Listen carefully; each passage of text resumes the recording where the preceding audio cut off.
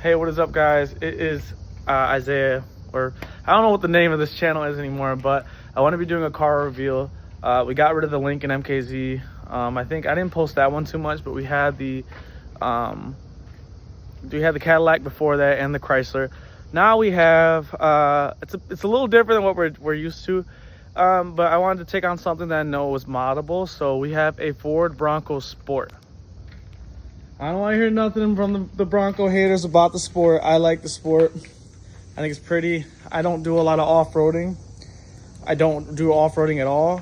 I need something that could support my family and transport my little daughter around. So I bought a Ford Bronco Sport, and it's better on gas than a regular Bronco, which is pretty important to me because I'm doing a lot of commuting for my new job.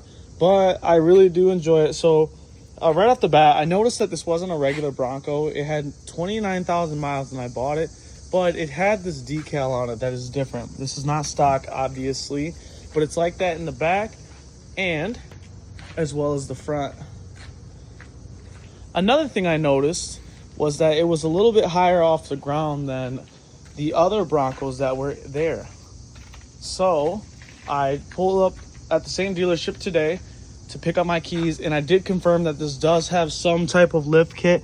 Now, I wasn't able to get the measurements down, but I think it's around an inch higher than the regular stock, or maybe an inch and a half. But you can't really tell in the video, but it is lifted.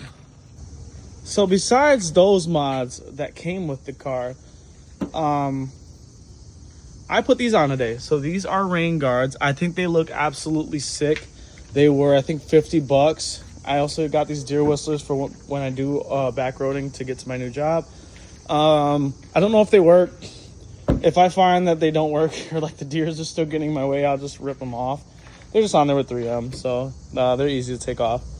The next mod I did was I got the rails for the top of this, because I do want to add a cargo basket, but for when I go camping or anything like that, it'll help with that. Now, this is the 1.5 liter, really decent on gas. They're rated for 28 miles per gallon, but I have noticed that I'm getting around 31. This one particular model, when I bought it, or this particular vehicle, had 29,000 miles. I've already driven it 1,300. I added wireless CarPlay in myself. That was another mod that came in today because I was tired of plugging my phone in every time I got in the vehicle, because it started getting annoying. I might be the only one that would be annoyed with something like that, but yeah, it's just me. Here's the unders. The last owner must have took the heat shield or the engine cover off, because I had read that it was contributing to an overheating problem that these vehicles were having. Glad he did. So that must mean that there weren't any overheating issues in the past. There was a warranty recall for the gas lines they used to crack. I think that's already been taken care of. It's enough of me talking. I'm going to do a startup as well as a walk around of the car running. If you guys have any questions or want me to do any mods or anything like that, shoot them in the comments. I'm actually looking for a new mod list. So here we go.